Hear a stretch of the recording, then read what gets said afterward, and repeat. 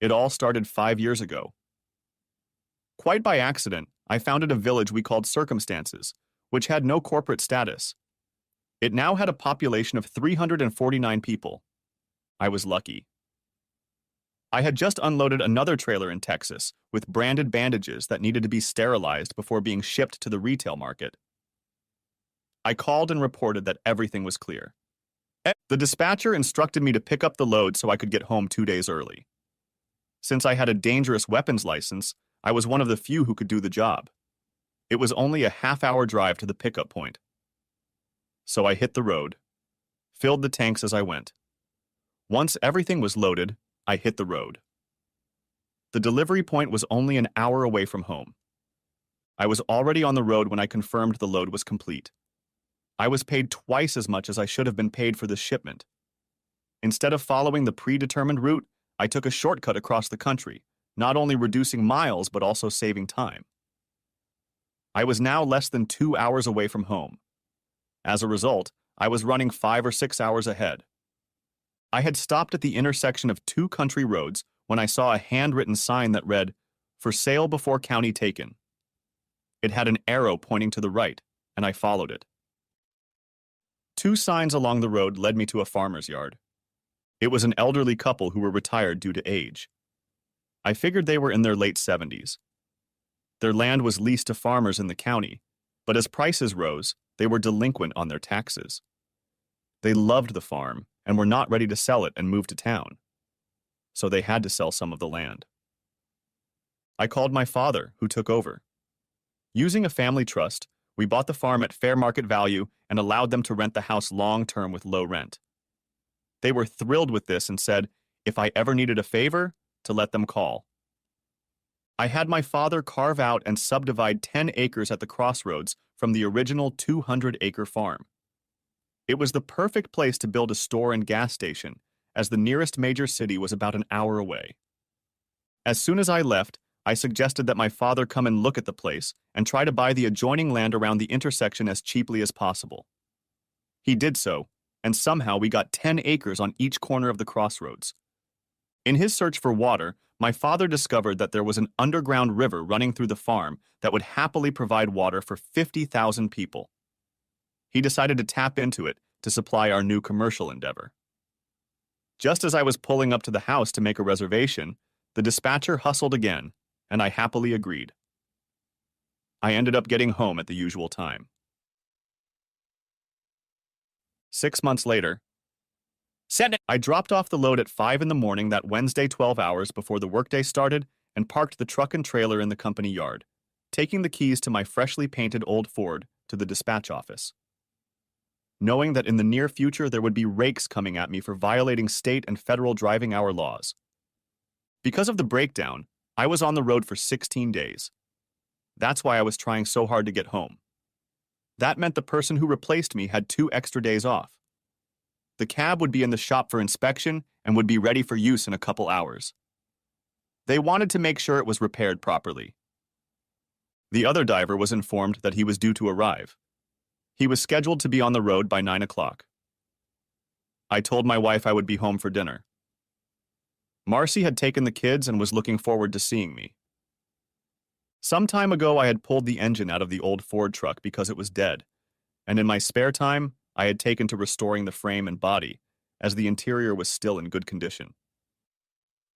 Before I went on my last 2-week run, I paid a local paint shop to repaint all the metal parts outside and inside. When they were done reassembling the interior, they had to call Jameson's Auto to pick up the car. After installing the new engine and checking everything, Jameson's left the keys to the truck with the dispatcher, knowing that I would pick it up when I got home. After the paint job, the old truck looked as good as new. The old red truck turned completely black. Even the bumpers became chrome. The back door had the word Ford written on it in white paint, just like the original. Now I could put collector license plates on it if I wanted to. I was coming home 10 hours early and decided it would be a nice surprise for my wife. She didn't start work until 9. So, I started the car and headed for home. I couldn't wait to see my wife and our 2 daughters after 16 days on the road. It was about 8 in the morning when I drove down our street to the house and discovered a car in the driveway that shouldn't be there. I immediately realized whose car it was. It was the pride and joy of the youngest son of the owner of our transportation company. When I was on the road, he was off, as we both rode in the same cab. In many ways, we were complete opposites. He had a reputation as the black sheep of the family. Most truckers thought he was an unbelievable cocky guy with a big mouth. I pulled over to the side of the road and just watched him. I wanted to know why he was in front of our house and where my wife's car was. My heart was torn apart when I saw my wife Marcy and Jack Redding and our 2 children coming out of the house. In his right hand was the bag that we drivers always carried with us. It contained all the necessities of the road. The girls somehow missed the bus to school, so they went to get them. I took a video of them with my cell phone. I filmed Marcy and Jack stopping in a loving hug behind the kids before loading them into the car. It was clear that what was happening had been going on for quite some time. Marcy and Jack didn't seem bothered by being caught out in public. They looked like they were just another happy family. They passed me by, completely oblivious to who I was. As I realized, my wife no longer recognized my restored truck, and since I wasn't going home, didn't look for me. I watched them in the rearview mirror as they turned the corner. I pulled up to our 3-bedroom house and prepared to see what else I could find. I found that our 2 children's bedrooms were the same as they had always been. So was our bedroom. My wife's clothes were in their proper places, as were mine. Even our bed was made, which was a little unusual because the kids had missed the bus. Nothing seemed out of place yet. If they had spent the night together, where were the leftovers that could serve as documentary evidence? I was now sure. If they weren't involved, then he had no reason to be here. I looked around twice, but my intuition still told me to keep looking. There was nothing conspicuous from the upstairs basement. The dishwasher was full of dirty dishes and needed to be run. And then I noticed that there was a light on under the door to the unfinished 3rd floor. It made me laugh because it wasn't supposed to be. We hung old curtains and kept them closed. It became a sort of attic where we put things we no longer used. I hadn't gone up there in years. My first thought was that Marcy had gone up there for some reason and forgot to turn off the light. Curiosity took me. I had to find out why there was light coming in under the door. As I climbed the stairs and opened the door, I discovered that the entire floor was already completely finished. I was shocked. The morning light was caused by someone leaving a curtain open. When I was home, they were always closed. The problem was that it couldn't even be started because my loving wife Marcy and I couldn't agree on what to do with it. Now I knew why. Why was this room finished, and who was using it? It had its own bedroom, larger than my wife and I had downstairs, huge walk-in closets on either side of the master bathroom, and a separate sitting area with its own TV and DVD player. On a small table were movies that my wife would never watch or allow me to watch. However, when I turned on the TV and pressed the play button on the DVD remote, the video started playing. I was stunned to discover that my wife was having fun with some guy. Across the room on the coffee table was a handmade card that read, "We love you, Uncle Jake," signed by my 2 children. My fear had become a reality. Not only was he my wife's lover, but it looked like he was trying to take my children away from me. Take away my family. The double bed was all slept on and unmade. There was a new set of baby dolls lying on the floor that I had never seen before, which meant she was in a big hurry this morning. Looking around the dressing rooms, I found that one part held clothes that I assumed must be his, because they were definitely too big for me. The other held women's clothes that I recognized as hers. Hanging there were several very sensual evening gowns that she had never worn for me. I had no more doubts. Marcy and Jack were lovers. At night, I began to realize that there was another side to her personality that she wouldn't let me see. It made it clear that in her eyes, I had always been her second choice. What did my children know about all of this? Using my cell phone, I videotaped everything I discovered. I picked up his shirt and took a picture of myself wearing it in the mirror to prove that it was too big for me. My attention was drawn to a framed picture of him with his mother and father. I made a detailed note of everything that happened in the room. Then I stopped and saved the recording. Seeing the television again, I rewound the disc and recorded an image on the screen that showed a man. It was Jack Redding, my boss's son. This was the second clip I had saved. I decided I now had all the proof I needed. Going down to the basement, I grabbed our 3-person luggage and started packing all my clothes. Eventually, I returned to the 3rd floor to retrieve the disc on which their videotape had been recorded. I packed it into one of the suitcases. When I was done, I set them by the front door. I would come back for them later. I had a few more important things to do. I called my father and asked how soon we could open the new store. He replied that he was already building it with a 2nd floor for a 2-bedroom apartment. According to him, I am looking for a regional manager to manage the whole process. The chain I am working with has franchised us, which will help us a lot.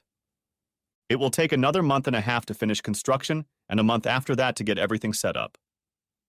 Why? I will run it by my father and live in an apartment. Get me a good civil and divorce lawyer. I said I would talk to him a little later and give him the details of what is going on. I called the farmer we bought the farm from and asked if I could rent a room from him until construction was finished. The room I rented, but he said your money is not good enough. No matter how hard I tried, he refused to accept the money because he thought he and his wife owed a lot to my family. I said I would come the next day. At 10 in the morning, I was at the transportation center, sitting in my boss's office and informing him that I was quitting without the usual notice. He just had to ask me why, and I didn't feel good about telling him that. I showed him a videotape of the room as a whole, and then the pictures I took afterward. The last one was a framed picture of his wife and himself with his son.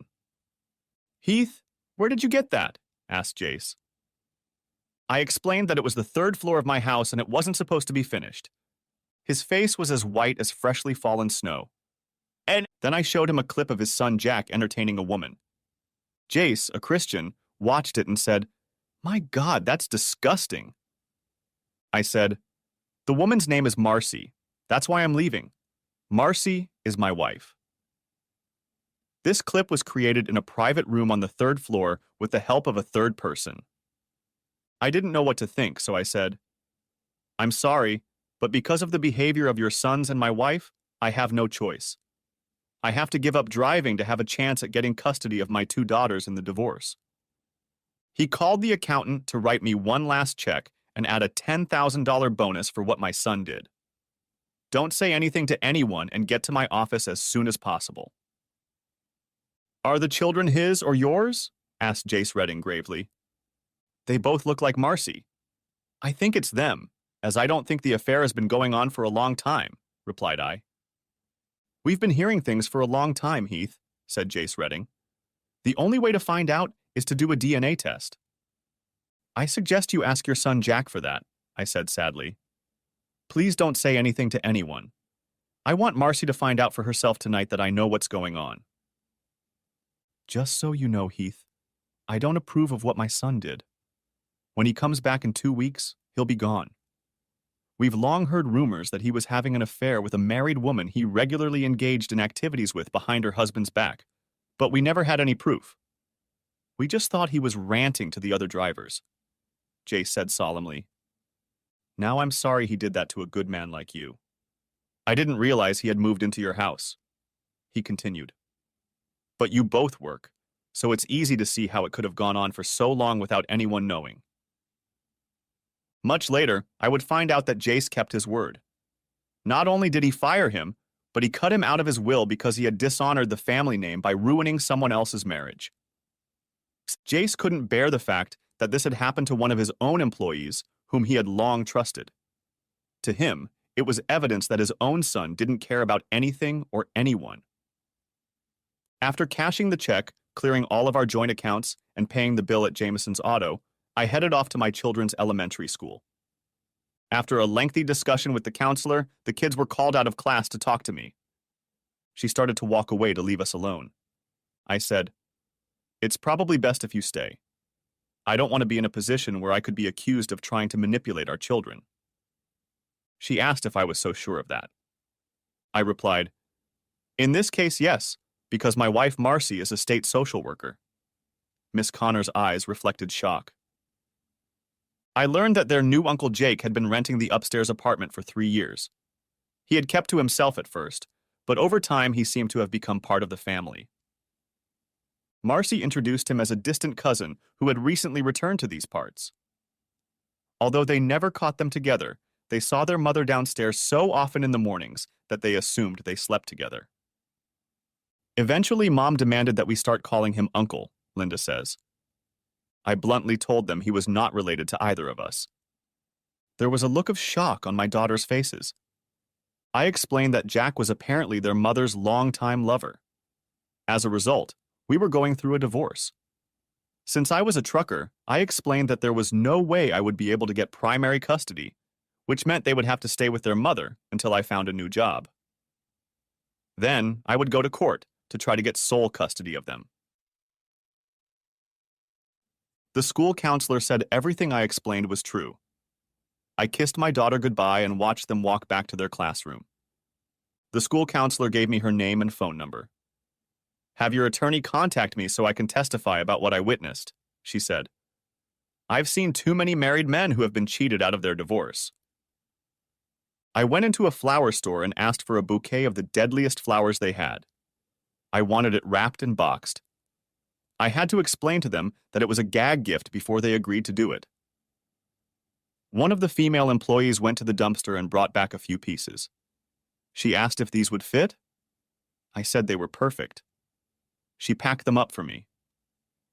After bringing them into the house, I put them on the bed, along with the card my daughter signed for Uncle Jake and her doll, which I cut up with her sewing scissors. The tools I wanted to keep, I loaded onto the bed of my truck. After loading the suitcases, I threw a tarp over to cover what I was carrying and tied it down tight. The tools themselves cost a lot of money. A neighbor, a real friend named John Sexsmith, came over and said, I guess you didn't know about Marcy's second husband, as we've all been led to believe. Second husband? I asked. In a common law marriage, John said. No, I only found out about him today. It's been going on for at least 3 years. We worked for the same company. I quit today because I want to get sole custody of my daughters, since I will need to prove to the court that I will be there for them every day, I said before continuing. He wasn't there when I was driving, so there was no way for me to know unless we were home at the same time, I explained. He's the boss's youngest son. His dad found out today what was going on when I walked in and quit without warning. We talked some more, and he suggested I move my truck out of the driveway and park it in his garage. He figured that if I watched it tonight, I could figure out how I should plan for what would happen later. We could get up before dawn and head out into the darkness before dawn. I thought for a few minutes before agreeing. I'm glad I agreed. I watched my wife, with whom I had lived for 13 years, pull up to the house. Apparently, the car was parked in the shop for service. As soon as she got into the car, she went straight to the bedroom to change into the clothes she wore to work. She stopped when she saw what she was lying on our bed. She was smiling because she thought it was a surprise gift from Jack. Looking through the binoculars, I saw a happy smile appear on her face. She picked up a baby card for their Uncle Jake and set it aside. She reached for the baby doll and picked it up, finding it shattered into pieces. The doll had been her favorite since she'd bought it for Jake. Why is he doing this? Now there was worry on her face. Why would Jack want to go into Heath's bedroom? Doubt appeared on her face. Brushing off the remains of the flower box, she opened it. The smell of 24 rotten red roses wafted over her. For a minute, it looked like she was going to throw up. Sam! I realized that she hadn't figured out that I'd found out yet. Her puzzled look told me she didn't understand what Jack was trying to say. I thought she might have thought Jack was ending their relationship. I watched my 2 daughters get off the bus and walk to the front door. Lauren texted me, "Calling you, but don't answer with your voice. We want you to hear what we are saying to our mom. We decided she needs to hear the truth, just like you taught us." I explained to our neighbor John what was going to happen. "When I put you on speakerphone, we will have to be quiet," I said, "so we can both hear it." The girls immediately went to their mother's room, who was still trying to come to terms with what I had done. She still didn't understand my message. After greeting their mother normally, my daughters began to tell me. Dad called us out of class today because he wanted to talk to us alone, began Linda. I could tell by the look on her face that my daughter had my mother's attention. We were brought to the school counselor's office. We were puzzled as to why he was there. You said he would be home around 6. That's when he asked Miss Connor to stay. Lauren added. The first thing he asked us was who Uncle Jack was and how long he had been part of our family. I explained that he was a distant cousin of yours who had moved back to the neighborhood. Linda told me. I saw fear appear on Marcy's face. Now she knew who had left the message on the bed. Ernest, Daddy didn't know you had time to finish the 3rd floor while he was on the road. You told us it was a surprise for him. Lauren revealed the secret. We realize now that it wasn't. We kept our promise to keep your secret, and it was a surprise for Daddy. Linda added. He told us he didn't know it was over until today, Lauren said. Mom, you taught us not to lie, but I guess we've learned that lying to everyone in the family is only okay for you. Marcy started to cry, and I could see the tears flowing freely. Dad didn't know about Uncle Jack renting the 3rd floor from us for over 3 years, Linda stated. We had to explain to him that while he was away, you never slept on the bed you and Daddy slept on when he was home. We knew that because it never needed to be made up before you left for work, remarked Lauren. Marcy's face went completely white. Her own daughters had exposed her for her own behavior. Such a simple thing as a made bed was driving her to despair. She always made sure the girls made their beds before starting the day. We confessed to Daddy that we never caught you with Uncle Jack, but told him that we saw you regularly coming downstairs from the 3rd floor in the mornings when he wasn't home, Lauren explained. Dad said they would divorce you because Jack is not related to you. He is your mother's longtime lover that she kept from me. Daddy said that my wife and your mother have been using me for a long time to help support his lifestyle they developed, only to fulfill your mother's needs and his, not for the good of all of us. It shows that my life with her has been a pack of lies. He told us we had to live with you until he found a new job. He was going to start looking, but he quit today because he wants custody of us. Linda added. Later, Miss Connor explained that Daddy had no choice but to quit his job because the court won't grant custody to a long-distance truck driver. After he said goodbye, we went back to class, explained Linda. Marcy sat on the bed and cried, trying to hold herself together. She knew that everything the girls said was the plain truth. Heath was making the right move, preparing for the fight ahead. Since she was a social worker, he was well aware of what the state would be looking at when the court required them to do an evaluation. We ended up breaking down, and the school counselor had to take us out of class for the rest of the day, Linda says. We had a long conversation about all of this while she tried to calm us down. We learned that sleeping with another man while married is adultery, Mom, Lauren said. Miss Connor says it's the biggest insult a married couple can inflict on another. It doesn't seem to bother you, or we wouldn't be talking about it, Linda stated. Miss Connor said she wondered why you thought you could get away with living such a long life with 2 husbands. Marcy said to herself, I don't have 2 husbands. I have one Heath and a cohabitating lover. Then she looked on the bright side and mentally thought that's how most people see it. Heath realizing that because of his pride, he had no choice but to file for divorce. In his eyes, she was acting like he was nothing but a sucker being used. Linda and I had a long talk about you sleeping with another man, and we decided that you hated not only Daddy, but both of us because that's the only thing that could explain what you did and why you did it for so long, Lauren said. Miss Connor said that no man would have done what you did to our father if he had any love or respect for him, Linda said. Marcy was crying so hard that her body was shaking. There was no way she expected to be caught and for her daughters to tell her about it. Their words were strong and cut her like a knife. Her own behavior forced her daughters to grow up. Before we got on the bus, Miss Connor asked us if we were okay emotionally. If not, she would be happy to take us home. I told her it would be okay because it would give us time to talk, said Linda. Miss Connor told us she was going to testify about what she heard today if she was asked to do so in court. She said she has no choice because she has seen too many people ruined by other people's lies. Lauren added. We did a lot of whispering to each other on the bus ride home, and we decided some things on our own, Linda stated. Marcy completely lost her composure and buried her head in her hands. Mom, we're only 12 years old, but it won't be long before we're old enough to decide who we want to live with. Miss Connor explained that at 13 we can decide for ourselves who we want to live with, and it will be Dad. Lauren stated firmly. We will go downstairs and call Grandma to come and get us. I'm sure she'll let us stay with her and Grandpa until our dad gets everything sorted out. That way you and Jack will have the whole house to yourselves, said Lauren. Come on, sis. We need to call Grandma and get our things packed. Mom, and one last question. Are you intentionally encouraging our relationship with Uncle Jake to make it easier for us to accept him as your second husband without our father's knowledge? Asked Linda, because it seems like it to the two of us. Marcy was devastated. She just sat there and cried while her daughter went downstairs to call her mother, who lived across town. Her daughters had their father's natural insight.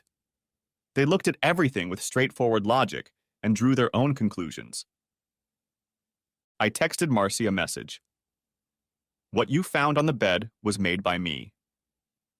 Let your common-law husband know that I will be suing him for joint custody of you and the two children. I watched through binoculars as it dawned on her that when I brought her relationship, lies, and lifestyle cover-ups to court, she would lose all rights regarding her daughters. Marcy realized she had been defeated. There was no happy outcome. If Heath sued and exposed Jack, it would ruin them both. John and I timed it. It was less than 5 minutes before my in-laws showed up. John opened the front door to see if the voices would come through. They did, because the voices were loud enough to be mistaken for screams. My mother-in-law reprimanded Marcy as she took her granddaughters out the front door. But it was my father-in-law who put everything in clear perspective. So much so that there was no doubt as to what he thought of the situation with his daughter. I think since you've cut Heath out of your life, once things settle down between you and Jack, you'll be looking for another long-distance driver to replace Heath. My father-in-law said this in pure anger. Jack has already proven that he thinks so little of you that he allows you to share yourself with others. You have made it clear by your behavior that one man will never be enough. John and I could see that Marcy was devastated by her father's words. She was crying so hard she couldn't speak. We will contact child services in the morning to see how to handle this situation, said Marcy's mother. After all, it was our granddaughters who contacted us and told us why they wanted to leave this home. I'm very proud of them. Someone clearly raised them right, and unfortunately we can't say it's you. John closed the door, walked to the kitchen, and grabbed a couple bottles of cold beer. I followed him. Your daughters got the situation right, Heath. You should be proud of them. John said, To be honest, when the construction crew was working, Marcy told us you needed the money and were going to rent out the third floor. The house and land were paid for. I just took my time because we didn't need it, explained I. I remodeled the house from the first floor. So she's been deceiving us from day one. Jack and her planned the whole thing. So where did the money come from? Asked John. Because we haven't received a dime of income from day one for this so-called rental suite. I said, I guess it was taken from Jack's trust fund, and he paid it back. I pulled out my cell phone, selected Marcy's name in my contact list, and hit text. John, let me know if you can find Marcy. I want to send a message, and I need to know what she'll say back. After a couple minutes, he said he found her. She was back in the bedroom and seemed to have calmed down. I said I sent it. It was short. It read, Hey, slut, to everyone calling, Jace Redding and I want to know if because of a long-term relationship with his son, Linda and Lauren are mine or Jack's. Jace is going to file a lawsuit to try to find out. Oh my God, she's lost her mind. She threw the phone at the wall, said John. Now she's lying face down on the bed crying hysterically. John walked back into the kitchen and smiled. What did you text her? I just said that Jace Redding and I wanted to know if Linda and Lauren were Jack or me, I replied. Jace told me that there had been rumors for years that his son was involved with a married woman and his husband didn't know anything. As a result, I asked a question that should be answered by all concerned. John Smith's face turned white. He knew Redding's reputation. Jace would go to the Supreme Court to find out the truth. I waited a half hour and asked John to watch Marcy again. She was sitting on the couch in the living room. I sent her a 5-minute clip of her giving head, which I had recorded from the TV and ended up showing the face of the man she was servicing. It was good old Uncle Jack. With the question, who filmed that? I waited for a while and then wrote that I had picked up the CD. When I watched it, maybe I would find out. John replied, Marcy has lost her way again. I don't want to know what you said or did, but she threw up all over the living room carpet. I left at 5 in the morning, sending what I had written down the day before to all of our acquaintances, friends, and enemies. With a text that read, "This is what I showed Jace Redding when he asked why I had to leave." The second video was also taken on the same floor as the bedroom, with someone else's help. Neighbors openly said that Jack Redding was Marcy's second husband. Marcy told the neighbors that I had agreed to this meeting. This is not true, I found out yesterday, and planned to file for divorce and sue Jack Redding for many reasons. It was not a good start to the day for most. I pulled into a friendly truck stop on the outskirts of town and ordered myself a trucker's breakfast. I put my truck in a parking spot and could see it from my booth window while I ate. "I'm sorry, Heath. No man deserves what happened to you," said Maureen's younger sister Marcy. "May I join you?" I nodded my head affirmatively, and she sat down across from me. I slowly sipped my hot coffee. "Mom and Dad told me last night. The girls told them everything after they brought them home. Just so you know, we were all dumbfounded by it," explained Maureen. "Please, if you change your phone number, let us know so we don't give it to Marcy." "The phone number will stay the same, Maureen," I said. "I was going to quit after 2 months anyway because my girls are growing up, and I wanted to be home in the evenings when they start their active teenage years." "What was my sister thinking?" Maureen let herself burst out. "There's no way in hell you're going to agree to Marcy having a second husband." "I don't think we'll ever know," I replied. "Maybe it started out as an innocent friendship, but gradually it went where it shouldn't have. Anyway, as far as I can tell, she liked it. From what I've heard, it lasted a lot longer than the 3 years we've heard about." "What do you mean?" asked Maureen. "Jace Redding, when I told him why I was leaving, told me there were rumors that his youngest son had been involved with a married woman for years," I explained. "He asked if Linda and Lauren belonged to Jack." "Oh shit, who else knows?" she asked. I opened Marcy's text messages and let her read what I had sent her last night. Then I showed her what I sent this morning. When she finished looking at it, she had to wipe tears from her eyes. What she knew was bad had gotten worse. Judging by the video, there was another person involved in their relationship. "Everyone will know by the end of the day," I said. "Jace will become a public figure in the search for the truth. It could end up being that both kids are mine, both are Jackie's, or maybe neither of us is the biological father of either of them. The question I'm playing with now is whether the person who shot the video was a man or a woman." Maureen must have seen the tears in my eyes because she stood up and walked over to me to take my hand. We didn't say a word until the waitress took our order. Finally, I had to let go of her hand to eat. Heath and Marcy had gotten married at 19. She was the youngest of the bridesmaids, but even at that age, she was in love with him. He seemed so handsome to her then and now. He drove a long-distance truck so Marcy could continue her university studies. When she graduated and applied for a job with the state, she was offered 3 or 4 places, but she chose the one in her hometown. Now she knew why: to be near her first love, Jack, of whom their parents had never approved. Maureen looked at Heath and sensed that he couldn't accept it yet. When Health was home, she spent as much of her free time with them as possible. Heath was an honest man who always treated her as an equal. When she had difficulties, he was the one she turned to. He taught her to look at a situation from all angles, which made big problems become small ones. She had no trouble falling in love with him. He was so real to her that every man who tried to court her since then had to meet the standards he set. Her parents wanted her to marry, but Maureen couldn't tell them she loved another, and always had. He was a faithful man who never looked at another woman. She just had to find a way to keep Heath in her life. When the time came, she would make her move and prove to him forever that he had married the wrong sister. "Heath, do you know where you're going to live yet?" Maureen asked. Linda and Lauren have asked Mom and Dad to take them in. They are angry, upset, and determined, but they are so proud of their dad. "Dad, the girls have told Mom and Dad that they will tell the court that they want to live with you," she said. "Mommy and Daddy have explained to them that you are doing the right thing in the long term. I can bring them to you on weekends so you can see them if you want."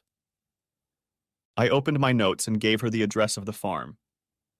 "My father and I have started building a bar and store next to this place. I'll be staying with the tenant of the farm we own," I said. "I'll have to check with them before I can answer your question. We are building a large 2-bedroom apartment that I will be living in." "Why there?" asked Maureen. "We have 10 acres on either side of the intersection that we plan to subdivide into 3/4-acre lots after we build it up," I explained. "If we need to, we can take another part of the farm. There's nothing in the neighborhood, so the store will be convenient to a lot of people and will be a point of attraction." "How did you find it?" asked Maureen. "According to Google Maps, there's nothing nearby." "I drove across the country to save time," I explained. "There was a lot of traffic on the road. I noticed a 4-way stop sign and followed it. The flow of traffic could support the business." After we finished our meal, I picked up my ticket. Maureen leaned over and kissed me on the cheek, as she always did. It made me smile. "Don't forget about Heath," Maureen said. "Many of us have always loved you for being who you are." While driving, I called my dad and explained everything. He said he would find me the best divorce lawyer. I clocked the mileage to where I was going, a total of 75 miles. It was just over 8:30 when I pulled up to the construction site. I smiled when I saw it because my dad was going to build a big house. There would be 8 pumps for passenger cars and small trucks, and 2 for the big trucks on the far right side. Already the pits had been dug, and blocks had been installed for the leak collection system in case the tank started leaking. Construction had begun on the floor, and concrete needed for the steel supports. I walked into the construction trailer and saw the project my father was working on. It was the same as all the others, except for the 24-square-foot apartment on top. I smiled too, because that meant he saw the potential of the neighborhood. About 2 hours later, I headed out to the farm. Bill Robinson came out to greet me. He liked my restored old Ford truck. Those were the days when speed, weight, and solid metal were paramount. Mrs. was about to serve lunch, and I was told to stop by. Mrs., as Bill called her, made a typical farmer's lunch, and she was delighted with how much I ate. After the meal, I started helping her clean up. While she cleaned up the leftovers, I took care of the dishes. She noticed that I was no longer wearing my wedding ring. By the time I wiped them down and she put them away, a fresh pot of ground coffee was ready. I spent the next 2 hours explaining how the last 2 days had gone. Bill said the girls and their aunt would be welcome here. It would be nice to have young people around again. I will have someone to grill for. I wrote Maureen and said you can come every Friday night and go home on Sunday. She replied that it was a date. Thursday afternoon, I looked at the disk on my laptop. Not a single face had appeared on it during the entire shoot. Using my cell phone as a Wi-Fi feed, I sent my dad everything, including Miss Connor's address and phone number. I told him to contact Jace Redding to find out where and when Jack would be, and to get him served as soon as possible. Marcy can be served at the city's social services office. I even sent a video file downloaded from the disk. Out of pure spite, I texted Macy to say I had watched the entire video and said there was nothing special about it. The other sluts performed better. Maureen was a tax major. Luckily, it was the slowest part of the year. As soon as the girls were done with school, they would hit the road. She laughed as she watched them text their father every 10 to 15 minutes. The 75-mile trip went by quickly. When they reached the construction site, They wrote one last message. They drove down the road until they saw him standing at the end of the driveway waiting for them. Linda and Lauren jumped out of Maureen's car and rushed into my arms. Bill and Mrs. were introduced to each other. I finally learned that her name was Betty. The girls loved the room Betty had prepared for them. Bill showed everyone their rooms while Betty finished cooking a huge dinner. When we were done eating dinner, I got to work cleaning up. Betty watched as my daughters and I washed the dishes so she could put them away. Bill told the girls about the huge swings, the swimming pond, and the little bikes they could learn to ride if I let them. I was worried about what they would do, but Bill and Betty had it all planned out. After the kids went to bed, Maureen and I got to talking. "Heath, it's been a crazy couple days. All hell broke loose," Maureen said. "Everything comes out. Jack was a boy she secretly dated when we were growing up. That's how long they were involved with each other." "That explains a lot," I said. "I was safe and secure. Jack had a wild side that she secretly cherished. She didn't know he knew it, and he used it to his advantage. Jack would run away and leave Marcy with something she didn't deserve. Mom and Dad have talked to child services, and if you give them written permission, they will be allowed to keep them until you find a place," Maureen explained. "They also talked to the children privately, and afterward, we were all told that there was no way Marcy, because of the lifestyle she was leading, could be recommended for foster care." Maureen looked at me and saw tears streaming down my face. It finally got to me. I told her to leave and let me handle it, but she refused and stayed with me. Marcy sat at the kitchen table and reflected on the last 2 days. Thursday had been a quiet day. Today, however, was different. Jace Redding had come to see her while she was at work. He was taking her to court. He wanted to know if there was a direct DNA link between her daughters and him. Truth be told, it had been so many years since the twins had been conceived that she no longer remembered anything. Heath had warned her of the impending battle, but after the initial shock, she'd written it off as him just being angry. What really threw her off was the message Heath had sent out to all their friends and family. She had never considered Jack to be her second husband, but as she had learned today from her lawyer, legally he was.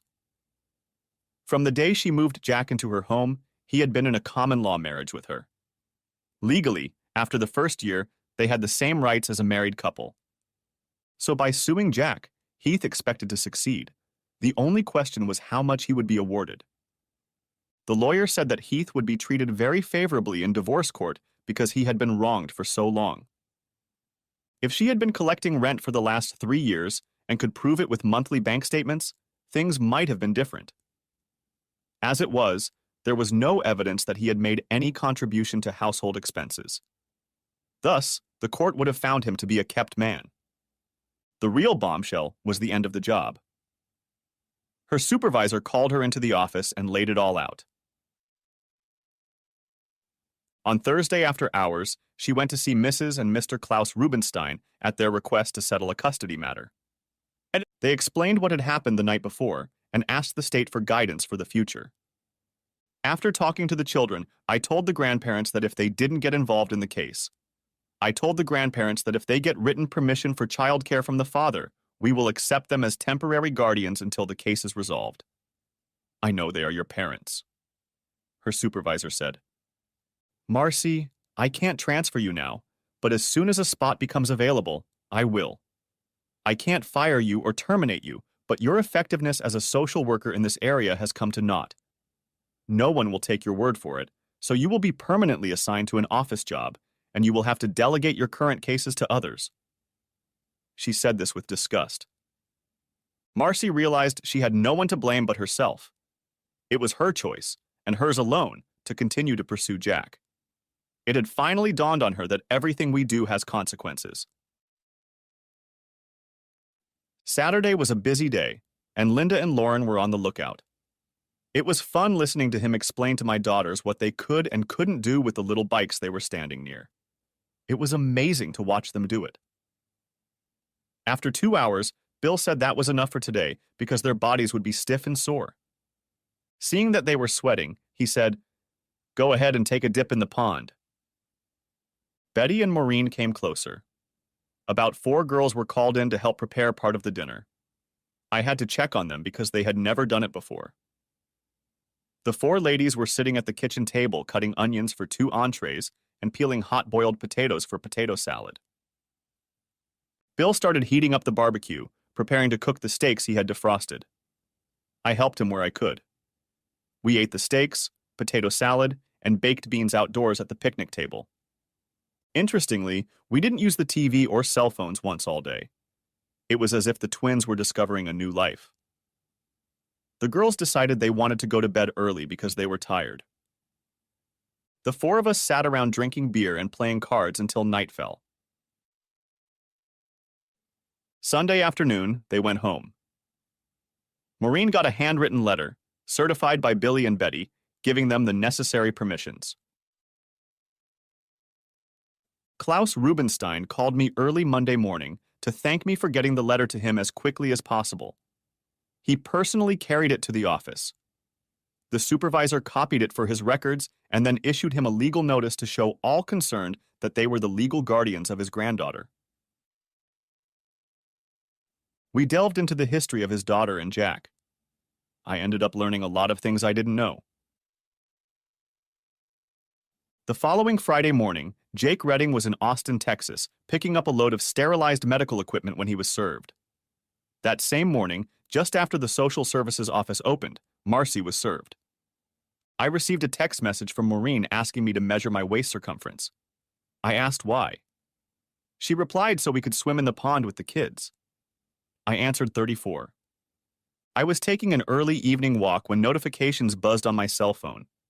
It was a message from Marcy. It read, "You've calmed down enough to talk." I replied, "There's nothing to say about your parents," and Maureen told me the whole story from the secret meeting with him to today. I'm trying to answer myself the question, if he was always your one and only, why did you marry me? Unsurprisingly, I didn't get any answer. I don't know who was more excited when Maureen arrived with the kids, the 3 of us or the 3 of them. Maureen looks absolutely stunning. Her smile alone was infectious. As they hugged me, the girls quietly asked me a question to which I answered yes, but only if they agreed. As they headed out to greet Bill and Betty, Maureen kissed me hard on the lips, taking me by surprise. I told Maureen that she should listen to the girls, and we turned in their direction. Somehow, Maureen slipped her hand into mine. "We were wondering," Lauren said. "Can we call you grandparents?" added Linda. Of course they agreed, but what surprised us was that Betty's tears flowed. We later learned that they didn't have children because she was never able to get pregnant. This simple request from my daughters were words she thought she would never hear in her life. After dinner, I told Maureen that it was confirmed that both Marcy and Jack Redding had been served. Then I showed her the last message from Marcy and my response. "You know my sister can't explain her act," Maureen said. "Because if she did, she would have to admit the truth about herself." "Enough about your sister, Maureen," I replied. "When are you going to find a man who can love you the way you deserve to be loved?" "Don't be surprised, but I have already found him." She replied, "My problem is getting him to realize it." Bill and I were both up early, so we sat outside in the morning drinking fresh coffee. "Heath, Betty is my second wife," he said. "The first I was married to her sister who did to me what Marcy did to you." "Are you telling me why?" I asked. "Don't let your resentment keep you from seeing what's in front of you. Maureen has been by your side since day one. When you're ready, be sure to ask yourself why." It was then that I began to understand. Maureen was a best friend. Did she want more than that? If so, why? "Bill, what made you realize Betty was interested in you?" I asked. "A cast iron skillet over my head." He laughed. "After she caught a neighborhood girl trying to flirt with me. Since we didn't have kids of our own, we took in foster kids for a few years." Our conversation ended because we heard voices as the rest of the family perked up. After the twins had been riding motorcycles for 3 hours, it was time to go swimming. So we all went. Bill and Betty brought lounge chairs for us to watch a little beach ball game. Later, we headed back to change for dinner. As soon as we entered the house, Betty knew right away. "Retin, looks like things are starting to work out the way you prompted him?"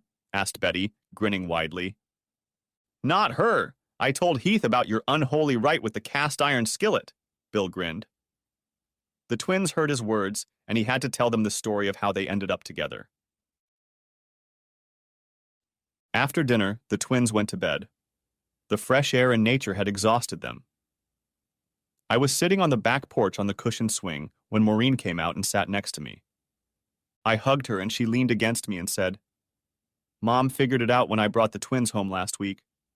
She thought I was happier than I'd ever been in years.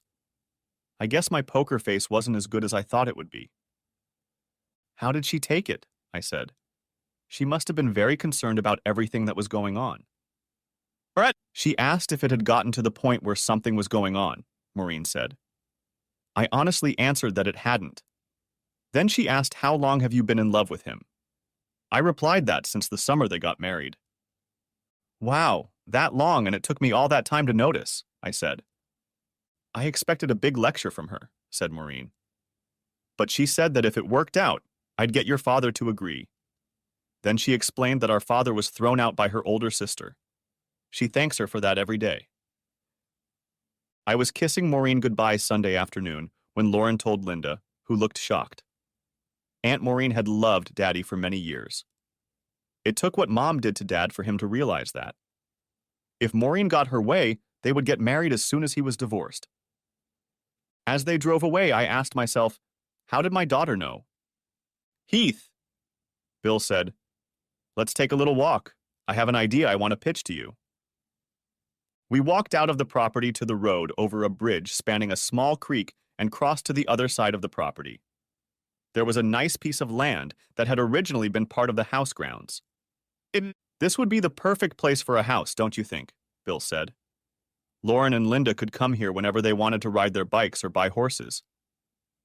"Whose idea was that?" I asked. "Betty and Maureen early this morning." He laughed. "They're going to pitch the idea to you next week." Klaus called me Monday morning. Jace Redding had gotten a court order to draw blood from Lauren and Linda. I had to explain to him what I knew. He was shocked to learn that there was a paternity issue. Up until that point, he believed that Marcy had simply been in a relationship with him for the past 3 years. He was so upset by this discovery that he went into social services and told his daughter in front of everyone that as far as he was concerned, she was dead in his eyes. I spoke to my mother-in-law, who informed me that Miss Connor told her that she had provided a notarized statement from my attorney. "Jack is due back in town on Wednesday. Do you think you should be around to see what's going on? You're welcome to stay here." I told her I would think about it. I called John Sexsmith and asked if I could slip in and stay at his house Tuesday night. He agreed because he had something to share with me. Bill suggested I take his car so no one would recognize it. I said I would take it, but only if he would take the truck and take his wife out for a day on the town. He laughed and said, "You're pretty smart for a young guy." Dusk was already falling when I slipped out into town. I called John to make sure he was home before pulling into his driveway. It seemed that since I'd left, another gentleman had been making regular appearances at Marcy's house. At this point, he was outside the house. When I looked through John's binoculars, I recognized his face immediately. It was Jack's older married brother. Jace Redding was surprised to hear from me. I said I needed to see him and gave him the address where I was staying. When he showed up, I gave him the key to my house, saying that he had to see it to believe what I had found out. I told him that I had found out who had been filming Jack and Marcy. They were now together in a bedroom on the 3rd floor. John and I watched as he walked up to my front door. Using the key, he entered. "What do you think he'll do when he finds out who he is?" John asked. John. "Jace Redding is a proud man. It all depends on what his pride pushes him to do," I replied. "I hope he doesn't cross the line." We were just sitting in the kitchen when we heard the sound of gunfire. We feared the worst. John called 911. When the police, fire department, and ambulance arrived, we went outside and watched the scene. John and I couldn't stop laughing. It was funny to us to see a half-naked Marcy and Jason's brother Jack in handcuffs. We got worried when we saw Jace Redding being carried out on a cot. John pulled out a police scanner and set it up. We learned that Jace had broken into a third-floor bedroom and Jason had shot him, thinking it was a burglary. Jace was transported with a shoulder wound. We walked outside, and Marcy noticed she was already wearing clothes. She looked at me, standing across the street, and her face turned white. The situation was getting worse and worse for her. John told me that I couldn't believe she was involved with both brothers. I replied that I knew there was a third, but I didn't know who. I feel sorry for Jace. He doesn't deserve this. No one does. At 6 o'clock on Wednesday morning, I pulled up to my relative's house. Klaus Rubenstein was already up and ready for a new day. He opened the door before I even left the house. Over coffee, while no one was up yet, I told him about what had happened last night. His wife Rose was stunned to see me, but immediately gave me a big hug. It wasn't long before my daughters came downstairs, fully dressed. Both were thrilled to see me. Of course, I drove them to school and then back to my in-laws' house. Klaus left for work. Rosa and I had a long talk about both of her daughters. She and I came to the consensus that Marcy never loved me. I stopped by Jace Redding, who was vacationing with his wife nearby. When she was introduced to me, she stood up and started panting as I enclosed her in a hug. Jace heard me tell her not to feel responsible for their children's stupidity. Jace smiled and said, "Heath has always taken things personally. I can tell you one thing, I never saw him lose his temper." "I came close a few times," I said. "I felt like if I ever lost my temper, I'd kill someone." Jace laughed. "Jason's in jail. Jack's facing bankruptcy since he lost his credibility. We don't know what Jason's wife is going to do. It's a real mess. And then there's you. Do you want to come back as manager?" I had to decline because, as much as I tried to explain, I had a new attitude toward life. I went to the transportation center and watched Jack sign in and out for the last time. Jace told me he was supposed to arrive in about an hour. Watching him drive away in anger was very amusing. Knowing his explosive temper, I called John Sexsmith and asked him to watch my house because I expected trouble. Maureen was just closing up for the night when a secretary walked into her office. "There's a handsome gentleman here to see you. He is holding a dozen red roses," she said. "He wants to know if you would like to have dinner." Maureen followed her out, wondering who it could be. If I had any doubts about how Maureen felt, they were dispelled when she saw me. The tears that appeared in her eyes showed everything. I followed her to her apartment, and after she parked, we went to Outback for their signature steak and shrimp. We snacked on their blooming onion and had a couple cocktails each. We had just finished our meal when John called. Jack had gotten home before Marcy and was waiting for her. The drink he had consumed while he waited for her only fueled his anger. His father was in the hospital, his brother was in jail, and he himself had just lost his job. He came to the conclusion that it was all Marcy's fault. He was waiting for her with a gun in his hand when she walked through the door. A neighbor, hearing gunshots, repeatedly called the police. Marcy was in poor condition and was rushed to the emergency room. John said things didn't look good. I reported this to Maureen, who called her mother and father. We met them at the hospital. 6 hours later, we learned that she had died on the operating table. There was too much internal bleeding. I called Bill and his missus to let them know what was going on and that I would go on Friday to return his car and pick up my truck. It was hard to tell the twins about their mother's death. Klaus and I decided to keep the casket closed while we picked it out. I had to think that because of the behavior of 111, lives were changed forever.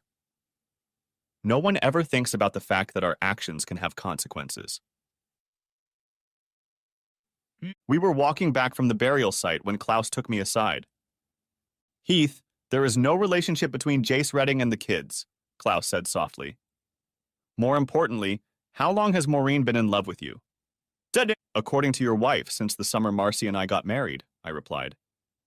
"Did she also tell you that her sister left me over 35 years ago?" said Klaus. I am to this day grateful to her for that. If things work out with you and Maureen, you have my support. At that moment, I began to rebuild my life. 5 years have passed. I watch Linda and Lauren waiting for the bus. Maureen, my wife, is busy with our 2 preschoolers. Bill and Betty have become grandparents. The gas station and store have become the center of the village. We now have our own post office. In warm weather, I walk to work from the house we built by the pond. Jace Redding and his wife often stop by. His oldest son's ex-wife lives here with the kids. Jack got 10 to 25 years for involuntary manslaughter. Jason eventually had his sentence reduced to a misdemeanor. As for the name of our part of the world, it came about because Bill drew a sign that read, "We are all here because of circumstances," and attached it to the 4 corners. The end. Thanks for watching. I hope you enjoyed it, so subscribe to my channel and watch the next video.